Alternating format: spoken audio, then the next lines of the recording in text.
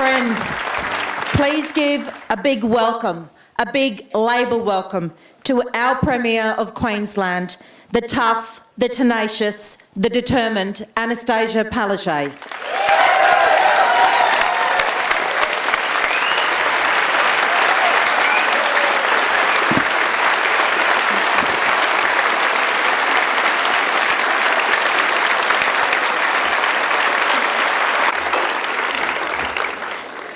Can I start by acknowledging the traditional owners of the land on which we gather and pay my respects to the elders past and present.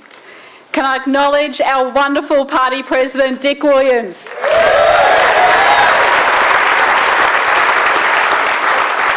A big congratulations and thank you to State Secretary Evan Moorhead and Assistant Secretary John Pursley.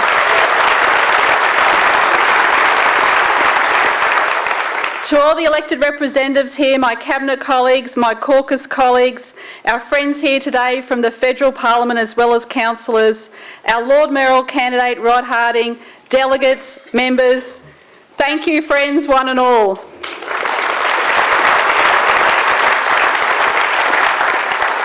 A big special thanks to my Deputy Premier Jackie Trad, who is doing an outstanding job. Thank you, Jackie.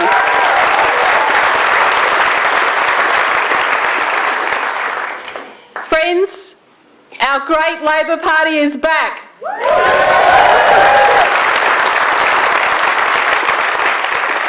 We are in government. What an absolute honour. What an absolute privilege. Today we have a better, fairer Queensland, where the government works with Queenslanders, not against them, where we all work together. A better way for Queensland. To all the true believers who didn't desert us, to the union movement who stood by us day in, day out, to everyone who rallied to our cause and joined our party branches, to all who fervently believe in what Labor stands for, each and every one of you are truly magnificent. I know how tirelessly you worked. Your superb efforts enabled us to stand tall again. I and my team so value and admire your commitment. Thank you, one and all.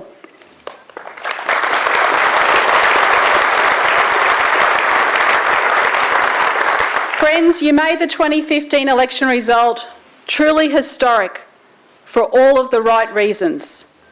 However, I remind us all we must never forget the trust that Queenslanders have placed in us. They weren't fooled by Newman's spin and the avalanche of taxpayer-funded political ads. They saw constant fighting and division. They saw the proposed fire sale of our assets. They saw 24,000 people, and that means families, lose their jobs. They trusted us to restore fairness, balance and decency back into Queensland. And I will always honour and value that trust that Queenslanders have placed in us. Delegates, we climbed Mount Everest against all odds.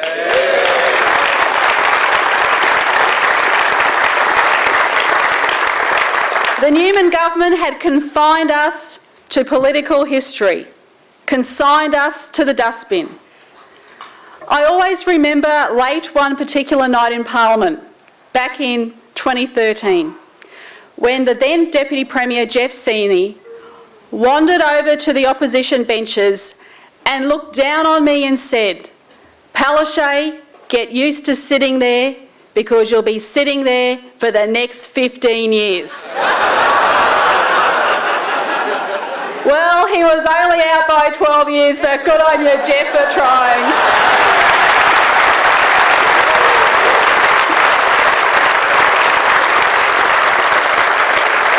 We proved them wrong, you proved them wrong. And most of all, the people of Queensland proved them wrong. They are the ones who brought the terrible Newman experiment to an end. But let's not forget the architects of the experiment. Lawrence Springborg, Jeff Seeney, Tim Nichols and Jared Blay. While they're happy now to have a scapegoat as their former leader, together they led the Newman government. Together they sacked workers. Together they turned their back on the clock on Fitzgerald reforms. Together they removed environmental protections. And let us never forget, together they sought to sell our assets. To this day, they refuse to accept the will of the Queensland people at the election, in the same way they refuse to accept the views of Queenslanders while they are in government. They are desperately holding out for a comeback. But friends, Queenslanders won't forget or forgive the LNP's arrogance and the damage they caused. They can never erase the past, even though they dare not mention Campbell Newman's name. My team and I will stand beside each and every one of you to make sure it will never happen again. Friends, let me acknowledge my Cabinet team. Can you please stand up and let's welcome them to conference.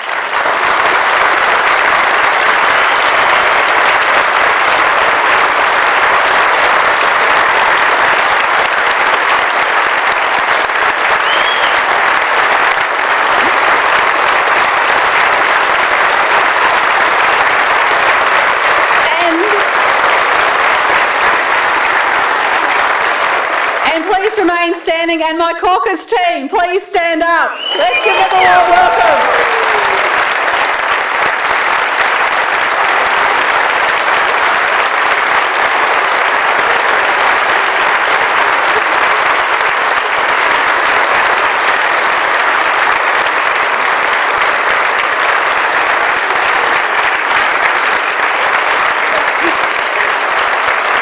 Thank you. Please be seated.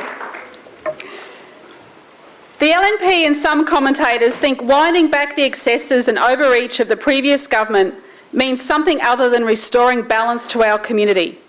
My answer to them is simple. That's what Queenslanders voted for. And every day people try to pretend they didn't. They will continue to defy the wishes of those who elected us. Queenslanders will never forget how workers' hard-won rights were trampled by the LNP. Skilling Queenslanders for work, smashed. So was our TAFE system. No one was safe. We moved quickly to dispel the climate of fear that gripped the public service, because nothing is more important to good government than a frank and fearless public service. Fairness has now been restored to their workplace. Employment security is reinstated as policy. Independence of the Queensland Industrial Relations Commission is restored. Work cover protections reinstated. Political donations transparent once again. Although there's still $100,000 worth of donations to the LNP that remain secret to this day. Friends, I'm very proud of Treasurer Curtis Pitt and his first budget and its emphasis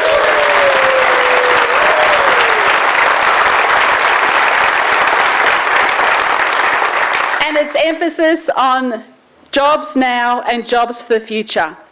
This is Labor's calling. It always has been and always will be.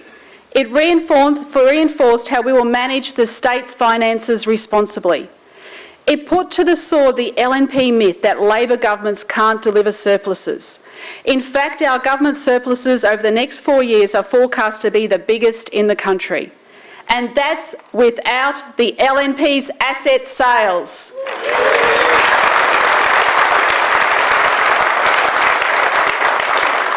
And on that topic, you may have heard our Energy Minister Mark Bailey yesterday reveal that the LNP spent another $30 million of taxpayer funds on the Strong Choices campaign, which brings the total spend to $100 million. Imagine what that $100 million could have been used for to improve services for Queenslanders right across the state.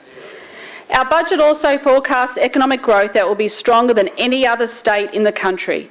It includes record budgets of $14 billion for health and over $12 billion for education and training. We've invested over $100 million in protecting our greatest natural asset, the Great Barrier Reef, and our $35 billion infrastructure program will create tens of thousands of jobs right across Queensland. Creating jobs and new industries is a priority of my government. We want our kids to have aspiration and ambition. But that ambition must be matched by opportunity. that task was so starkly reinforced at the Glenalla State High School's Academic Achievement Awards ceremony in my electorate of Inala late last year. I told school leavers that if you're willing to work hard, education can give you the opportunity to fulfil your dreams.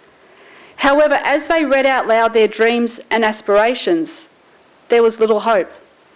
Instead of identifying a career path such as a doctor, a mechanic, a pilot, a retail assistant, and a focus for their ambition, they simply said, "I just want a job."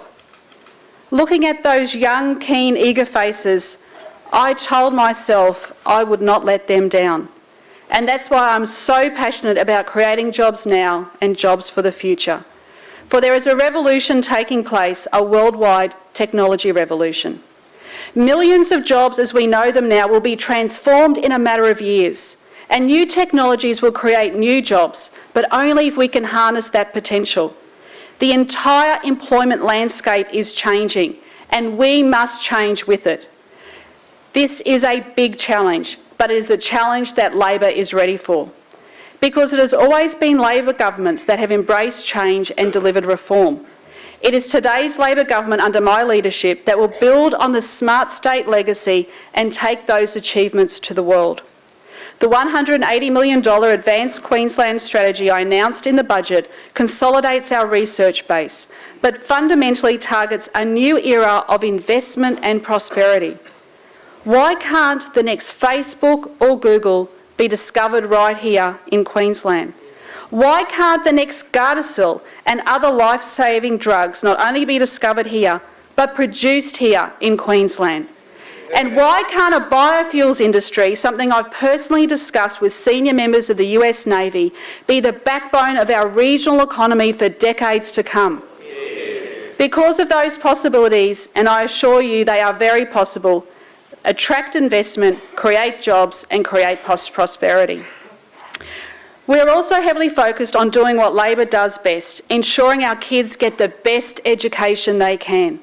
It was Labor that introduced the prep year and moved Year 7 to high school. And what was that result? The latest NAPLAN figures showed our best results ever in Year 7 in reading, spelling and numeracy.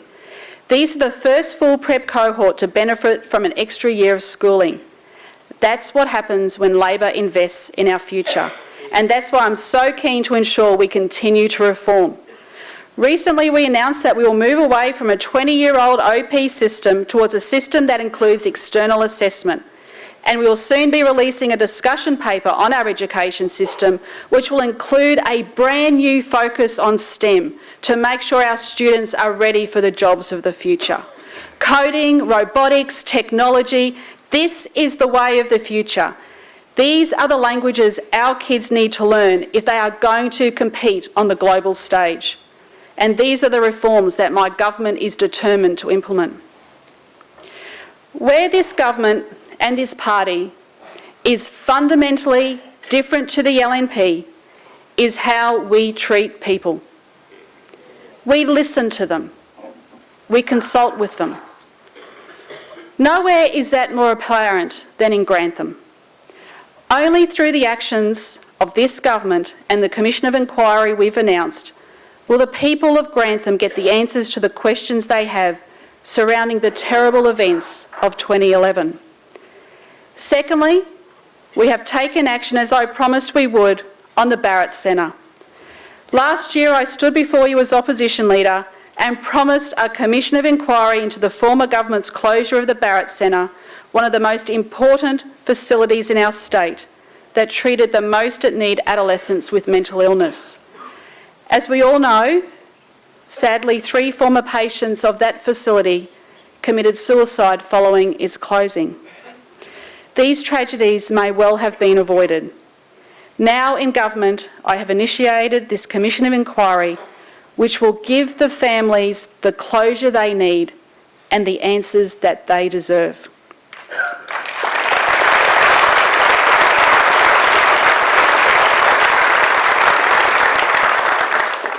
We have a duty of care to those with mental illness, and it's clear that in the case of those kids and their families, they were let down. In fact, earlier this week, I was in New Farm Park, and a young man with mental illness named Raymond approached me. Raymond came up to me and said, "Are you Annastacia?" "Yes, of course," I replied. He said, "Can I personally just thank you so much? Your government has provided me with a funding package, and that funding package will help me with my mental illness." He said to me, "You know, I've been ill for 25 years. It comes and it goes. But your government is actually helping me." He gave me a big bear hug. I had a tear in my eye because, friends, that is why Labor is in government, to help those who at times cannot help themselves.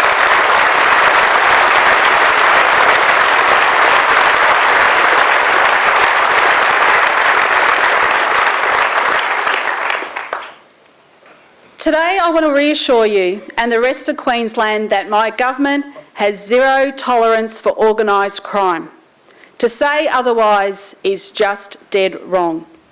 My government is determined to look at every element of organised crime, not just one small section of it. One area we will need a stronger focus on is the production and distribution of the drug ice. The torrent of stories we read and hear about this menace on an almost daily basis are heartbreaking. It's not just an issue impacting on metropolitan areas. Regional mayors are telling me of the damage ice is doing to the families in their local communities. It is ruining lives, it is taking lives, it is tearing families apart. We cannot just sit back and watch ice take a stranglehold, we must act now. We can't just arrest and charge our way out of the ice epidemic. So my government will seriously consider new ways to combat the scourge of this sinister drug. We will take it a step further and seriously investigate the gaps in what's available to affected Queenslanders in treatment and rehabilitation. We will consider redirecting the proceeds of organised crime under unexplained wealth and forfeiture to fund new treatment and rehab initiatives. The Commonwealth Government already has the power needed to redirect such monies to help ice addicts quit, and we will consider doing the same. Could some of those dollars fund more rehab treatments and services for Queenslanders in this horrific grip of ice addiction? It's a conversation worth having, and that's why today I'm making a commitment that my government will investigate redirecting the proceeds of crime towards helping people whose lives have been ruined by illicit drugs.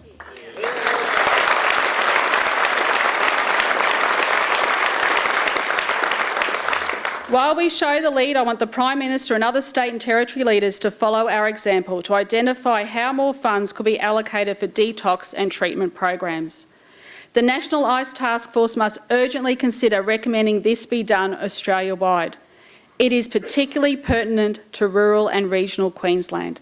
We have already begun discussions with the Gold Coast and South West Health and Hospital Services on how we can develop innovative solutions to this horrific problem. And I'd expect we'll have more conversations with the regions over coming months. Sadly, friends, our movement has lost some of our best and finest since we last met. One of my first duties as Premier was to attend Nita Cunningham's funeral in Bundaberg earlier this year. Nita was the member for Bundaberg from 1998 and 2006 and served as a Cabinet Minister. She also served as Bundaberg's Mayor for 7 years. Nita devoted her working life to serving her local community and our state.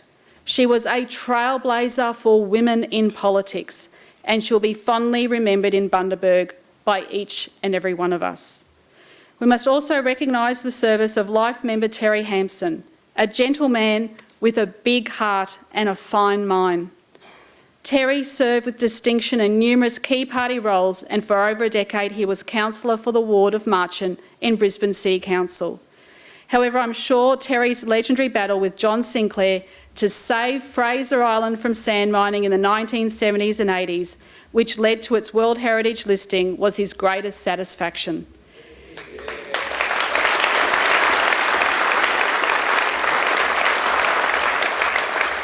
Terry Hampson's Labor life was indeed a life well lived. as was that of our card-carrying member number 440. Kevin O'Leary, who passed away in his 100th year, was the truest of our true believers. Kevin had the fine distinction of being the longest ever serving member of the ALP, signing on in 1930 when he was just 15. His famous shed with its bar at his Zilmere home hosted the meek and the mighty. Pride of place was given to letters from Gough Whitlam and Bob Hawke.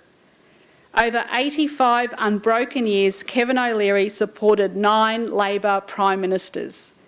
But he would tell anyone his happiest memory was of Wayne Goss's rise and the demise of Joh Bjelke-Petersen.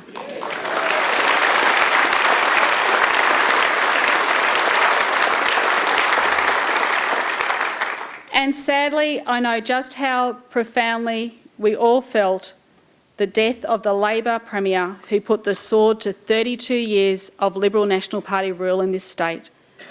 Wayne Goss, the boy from Inala. Family man and tireless worker, his legacies numerous and enduring. His list of achievements are too numerous to mention in this speech, except to say this: Queensland would not be the state it is today if it was not for Wayne Goss.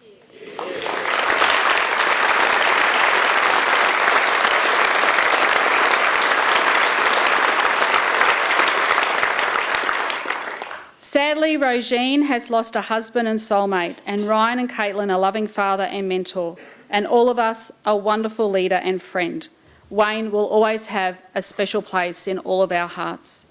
Rosine is with us today, and of course the special tribute to Wayne will begin very soon, and I know it is something that we are all looking forward to. Friends, we will gather next in May next year, Labor Day restored to its rightful place.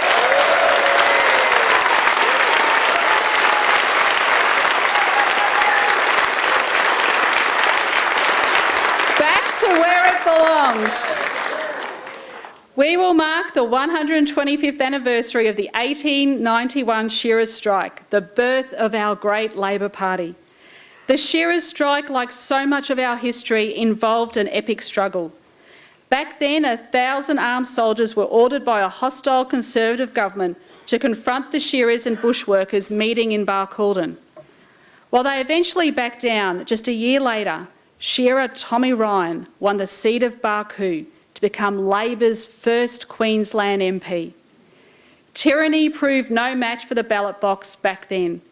7 years on, and Queensland elected the world's first Labor government. Our party was born of the workers and for the workers. Modern Labor will always stand up under my leadership for workers right across Queensland.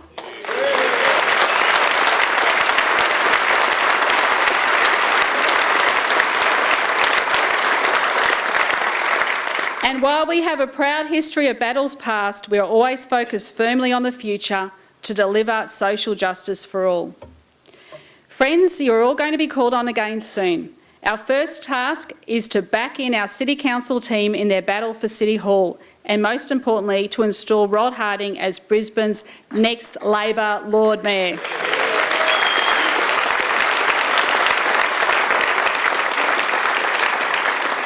Rod will bring the energy and drive we need to deliver better services and help create the jobs of the future in Brisbane. We wish Rod and his team well. But friends, the battle of all battles is approaching fast.